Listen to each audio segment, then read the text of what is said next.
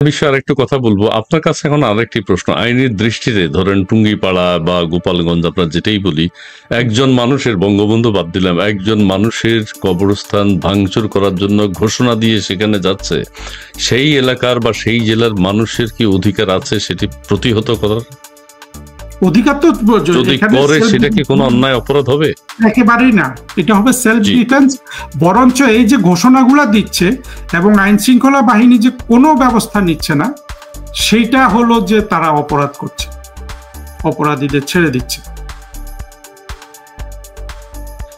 জি হ্যাঁ, সেই এলাকার মানুষ যদি, যে কেউ কেউ প্রশ্ন করছেন, ওই এলাকার মানুষ যদি রুখে দাঁড়ায়, ওই এলাকার মানুষ যদি সেই সন্ত্রাসী তকমা দিয়ে তাদেরকে পাকড়াও করে অথবা তাদের উপর কোনো প্রতিশোধ দিতে চায়, ভাঙা প্রতিহত করতে চায়, সেটা তো সেই এলাকার মানুষের অধিকার আছে নাকি?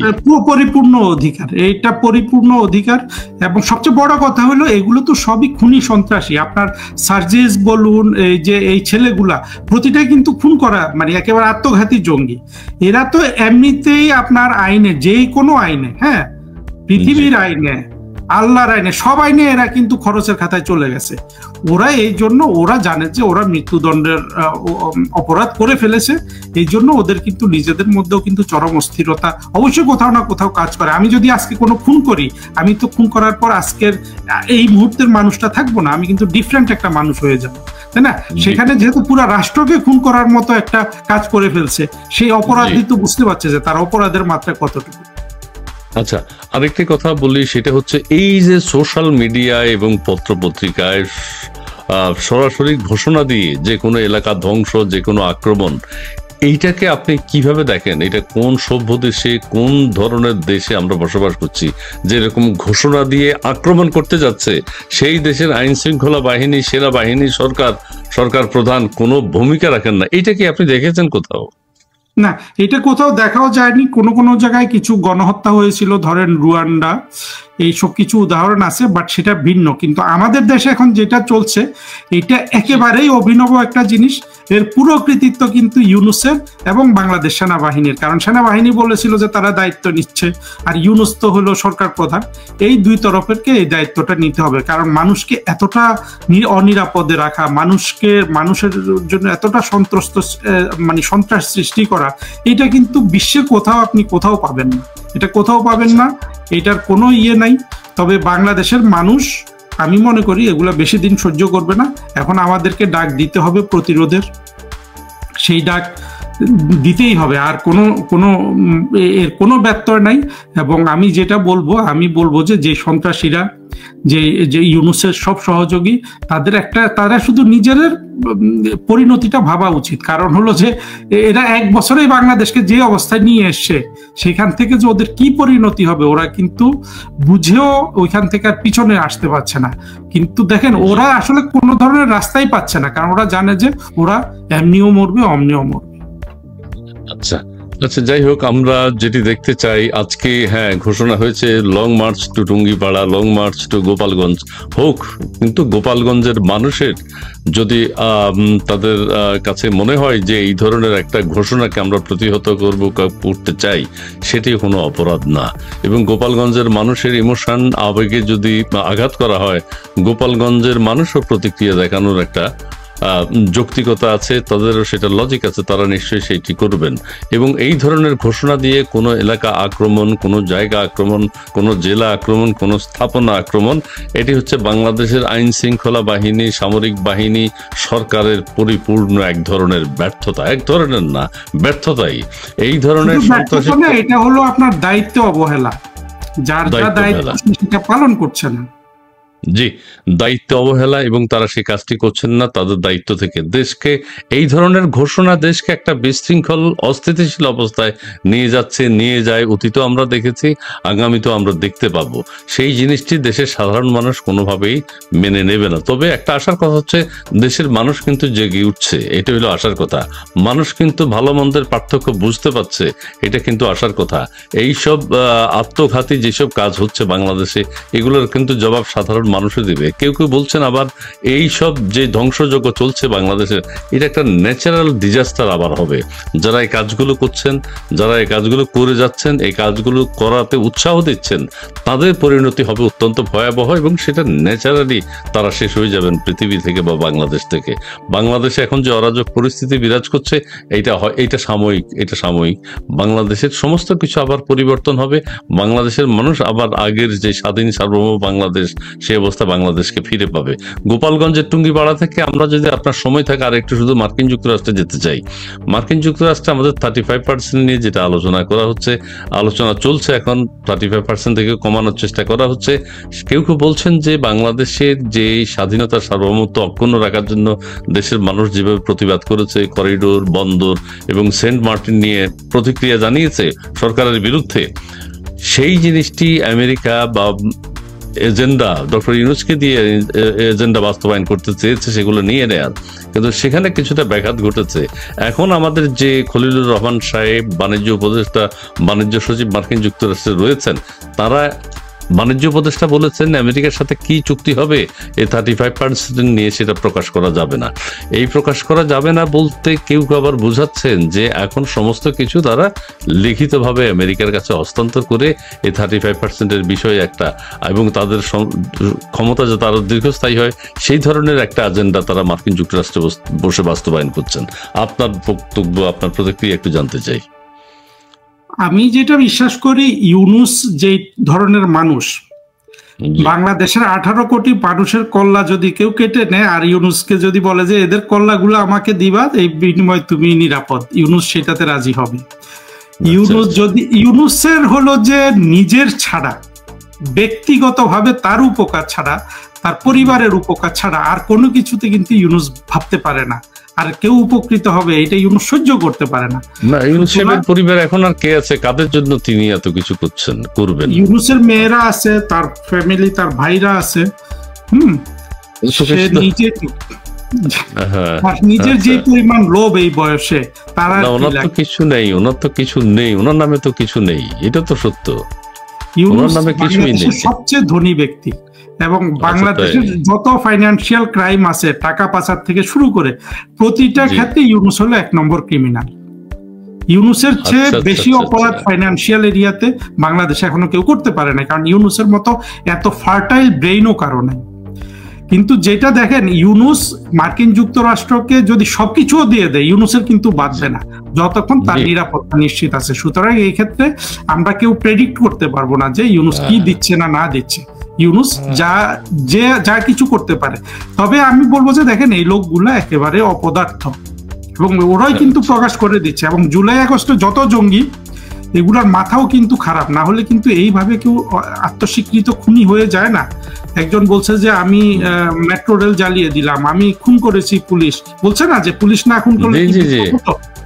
একইভাবে বশির বলে দিচ্ছে যে কি বলছে এটা বলা যাবে না। অর্থাৎ এরা যে একটা আন্ডারহ্যান্ড ডিলিং করছে, এরা যে একটা অবৈধ ডিলিং এ যাচ্ছে, সেটা কিন্তু সে প্রকাশ করে দিচ্ছে একজন মানে একটা গর্ধবের মতো। বশির তো এখানে পুরো একটা গর্ধব, আমি বলবো।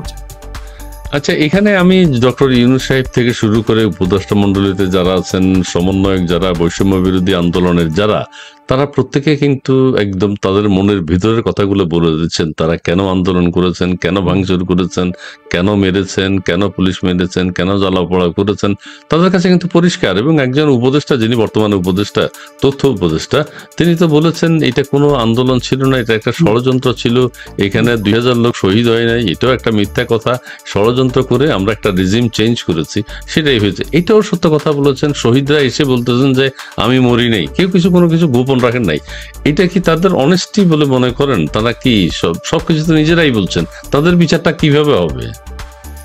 তাদের বিচার তো আসলে তারা নিজেরাই করে ফেলছে। প্রথম কথা হলো, প্রত্যেকেই স্বীকার করে ফেলছে যে এটা একটা ষড়যন্ত্র ছিল। দেখেন, ষড়যন্ত্র ওরা করেছে, স্বীকার করছে, আবার বিচার করছে শেখ হাসিনা।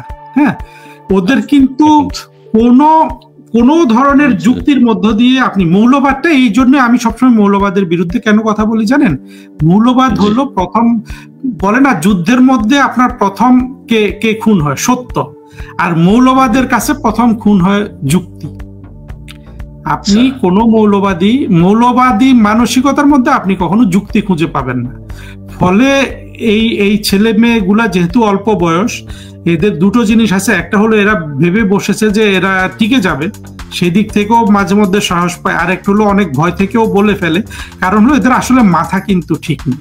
আপনি দেখেন আমরা এত কথা বলছি এইখানে, এরপরও আমি কিন্তু আপনার স্ক্রলে বিভিন্ন জন বলছে যে শেখ হাসিনা এত % বিক্রি করছে, বঙ্গবন্ধু এত % বিক্রি করছে, কিন্তু আমরা যে দিন রাত 24 ঘন্টা বলি, আমি প্রতিটা মানুষকে বলি যে কিভাবে কোন জিনিসটা বিক্রি করেছে, কোন চুক্তিটা করেছে তার প্রমাণ দেখা। 11 মাস হয়ে গেল, তৌহিদ হোসেন সাহেব তো বলে যে না, কোনো চুক্তি বাতিল করা যাবে না, তাহলে কেন তিনি সেটার দায়িত্ব নিচ্ছেন কেন?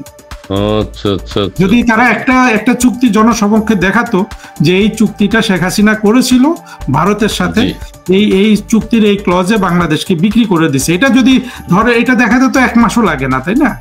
আজকে 1 বছর হয়ে গেল। 1 বছর হয়ে গেল, এটা একটা প্রেস কনফারেন্স করে শেখ হাসিনার কলঙ্কিত অধ্যায় হিসেবে ভারতের সাথে কি কি চুক্তি করেছে, বাংলাদেশকে কিভাবে ধ্বংস করেছে, বাংলাদেশকে কিভাবে বিক্রি করেছে, এটা জনসমক্ষে প্রচার করে একটা দস্তখত ডোনাল্ড ট্রাম্পের মতো লম্বা সাইন দিতে পারে যে এগুলো বাতিল করলাম। সেটা তো হচ্ছে না, সেটা ঘটতে যাচ্ছে না, তো সেটা তো মানুষ দেখতে চাচ্ছে। আচ্ছা, যাই হোক, বলছে যে শেখ হাসিনা বঙ্গবন্ধু 35%, শেখ হাসিনা 70% না 65% বিক্রি করে দিচ্ছে। পুরোটাই হলো যে মানুষের মনে ঘৃণা ঢুকিয়ে দেয়া, আপনার ধর্মের বিভিন্ন জিনিস ব্যাখ্যা করে যে হিন্দুকে তোমার ঘৃণা করতে হবে, ভারতকে তোমার ঘৃণা করতে হবে, এই ঘৃণা করলে তোমার মুক্তি, এইটা হলো মূল ভাষা। আপনি যত ওয়াজ দেখবেন পৃথিবীতে কোথাও কিন্তু ওয়াজ নাই, প্রত্যেকটা দেশ ওয়াজ ছিল না, যারা ছিল তারাও কিন্তু সতর্ক হয়ে যাচ্ছে। হ্যাঁ, নানান ভাবে। কারণ হলো কি জানেন, ইসলাম ধর্মের লক্ষ লক্ষ পৃষ্ঠা হাদিস রয়েছে, কোরআনের হাজার হাজার পৃষ্ঠার আপনার তাফসির রয়েছে। হ্যাঁ, আপনি যদি এগুলা পাবলিকের হাতে ছেড়ে দেন, এখানে অনাচার হবে। এই জন্য বিশ্বের বেশিরভাগ বুদ্ধিমান মুসলমান দেশগুলো ধর্মটা নিজে রাষ্ট্র থেকে কন্ট্রোল করে, যে এতটুকুন করতে পারবা, এতটুকুন করতে পারবা না। ফলে ওই দেশগুলা শান্তির পথে, উন্নয়নের পথে যেতে পারছে। জি জি, আপনাকে অনেক ধন্যবাদ। অনেক সময় নিলাম, 1 ঘন্টা সময় হয়ে গেছে, 1 ঘন্টা 1 মিনিট হয়েছে, অনেক কথা বলেছি।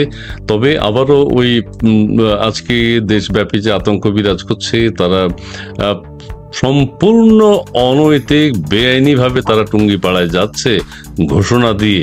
আমাদের সেনাবাহিনী, আমাদের আইন শৃঙ্খলা বাহিনীর উপর যেন আল্লাহর রহম হয়, তারা যেন যে আছেন বাংলাদেশে, এটা যাতে দেশের মানুষ বুঝতে পারে, এবং কোনো বাক্য যেন আমাদের সেনাবাহিনী থেকে, আমাদের র্যাব থেকে, আমাদের পুলিশ প্রশাসন থেকে একটু জনসমক্ষে প্রচার করা হয় যে আমরা বাংলাদেশে এক্সিস্ট করছি, বাংলাদেশের মানুষের শান্তি শৃঙ্খলা, দেশের শান্তি শৃঙ্খলা, জনগণের নিরাপত্তার জন্য আমরা আছি।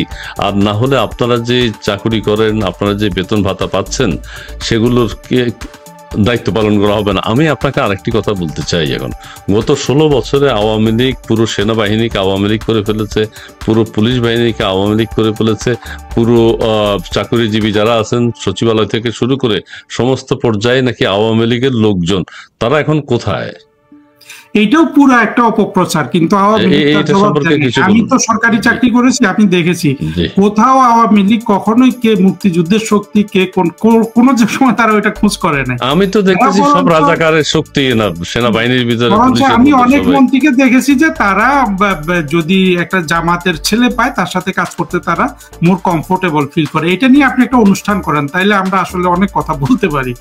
এইটা পুরোটা। এবং প্রধানমন্ত্রী শেখ হাসিনার দৃষ্টিভঙ্গি ছিল যে উনি কোনো ভাগাভাগিতে যান নাই, উনি কোনো জায়গায় ইন্টারফেয়ার করেন নাই, উনি আসলে রাষ্ট্রটা চালিয়েছেন মায়ের মতো। হ্যাঁ, উনি জিনিসটাকে অত্যন্ত দরদের জায়গা থেকে দেখেছেন। যখন এই 16 বছরে কোনো সরকারি কর্মচারীর চাকরি যায় নাই, প্রত্যেকে বিশেষ করে প্রশাসন ক্যাডার এবং অনেকগুলো ক্যাডার যত পোস্ট নেই তার চেয়ে বেশি আপনার ওরা প্রমোশন পেয়েছে, কোথাও কোনো বাধা ছিল না।